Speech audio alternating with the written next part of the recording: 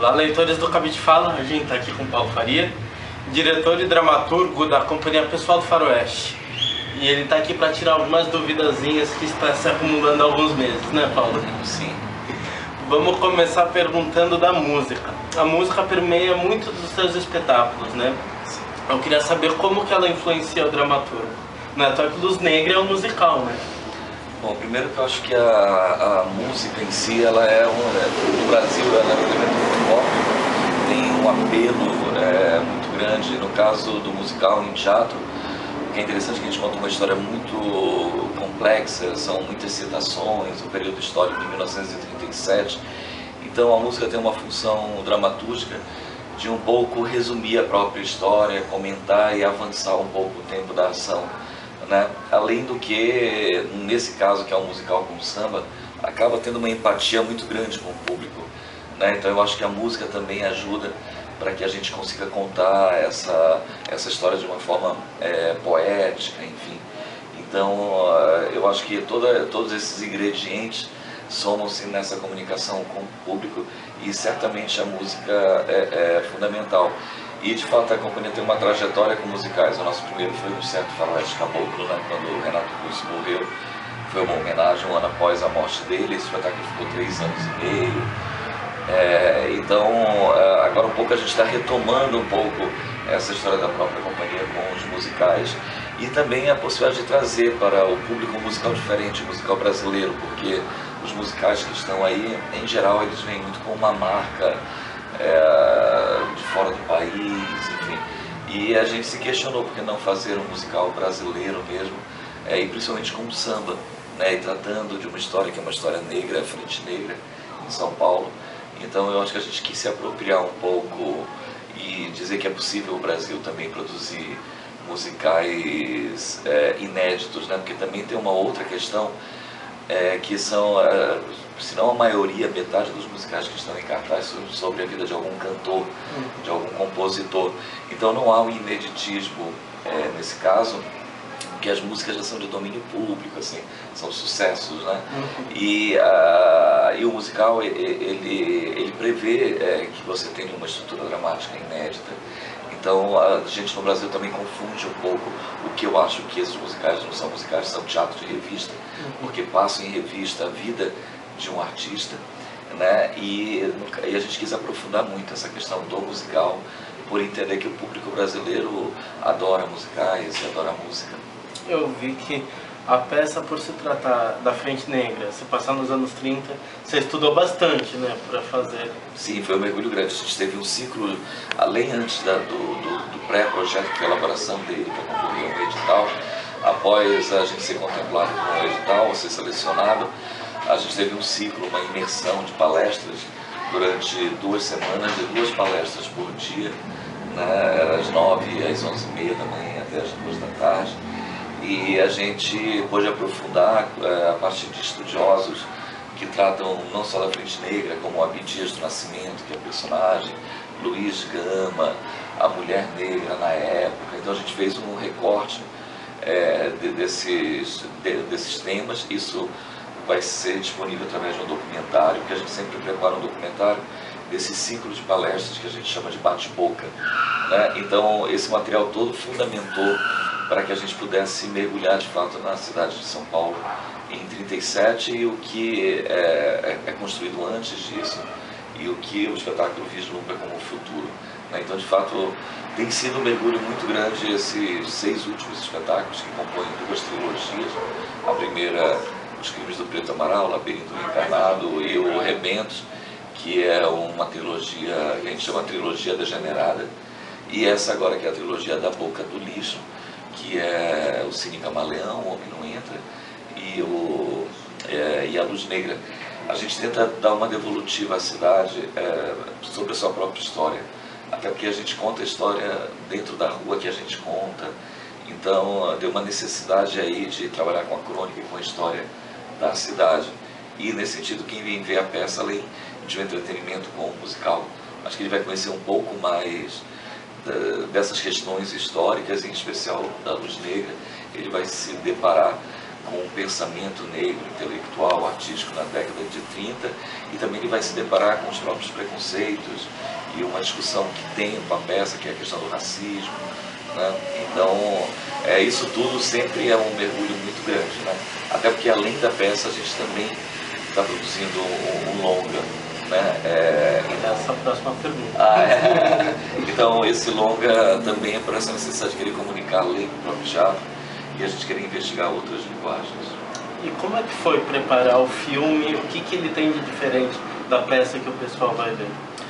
Olha, basicamente a diferença mesmo é que numa teatro é essa relação presencial, né, essa comunhão, e o cinema não é, por exemplo, a gente não quis correr o risco de teatro filmado, né, de filmar a peça inteira como ela é, com algumas cenas externas, algumas imagens de fora, mas o que a gente quis foi experimentar e investigar o cinema, né, como é que a partir de uma peça teatral fazer o cinema, fazer um filme.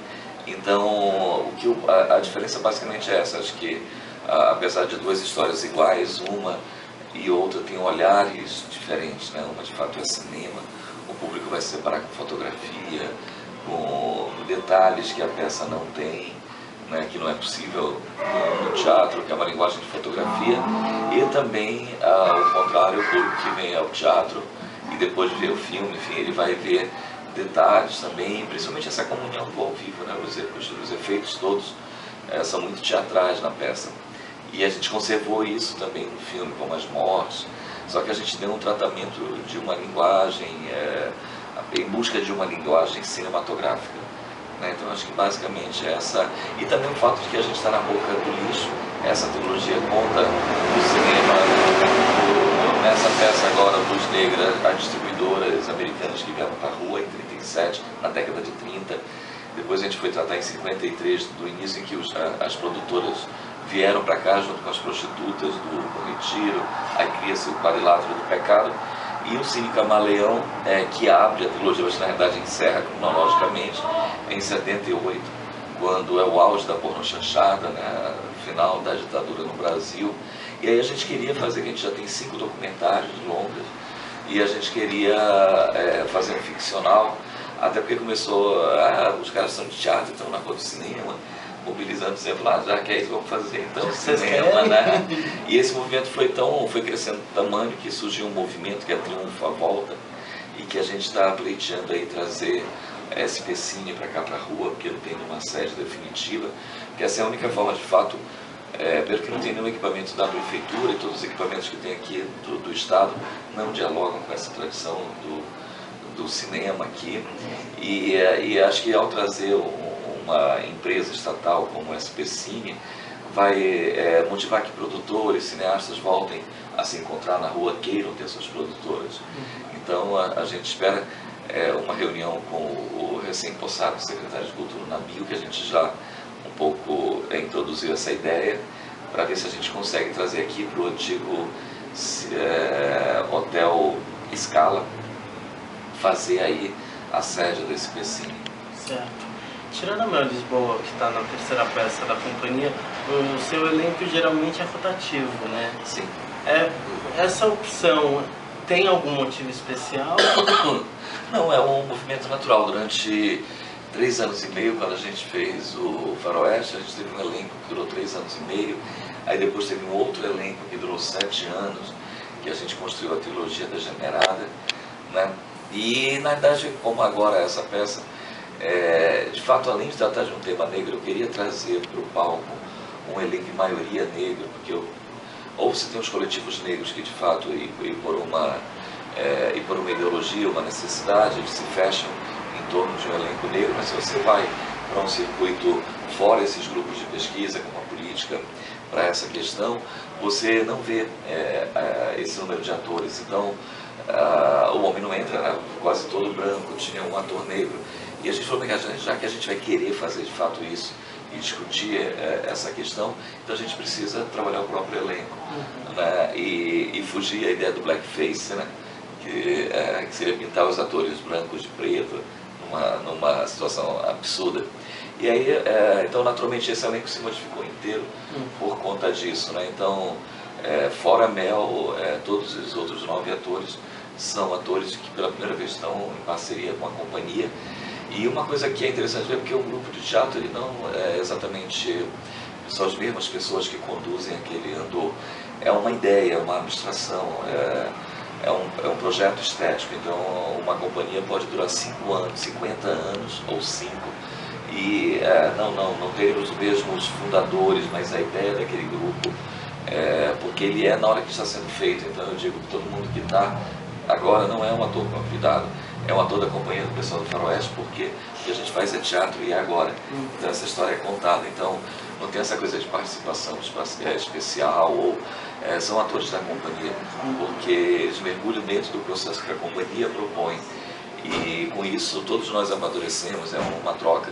E isso dá um fôlego à companhia para que exatamente lá, agora aos 17 anos, continue ativa, porque eu acho que esse respiro, essa promiscuidade, né, com essa mistura toda, eu acho que dá uma lufada que acho que traz uma energia, né, um vento bom para fomentar. E agora, convite para os leitores do Cabide Fala, para a gente finalizar. A gente, com o espetáculo musical Luz Negra, está em cartaz toda terça e quarta, às 21 horas, aqui na sede da companhia, na Rua do Triunfo, 301, próximo ao metrô Luz.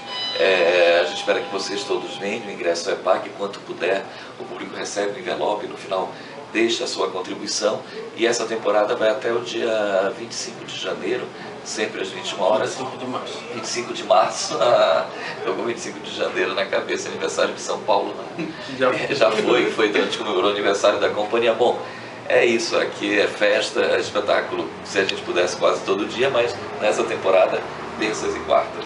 Imperdível, dos melhores espetáculos em cartaz. Obrigado.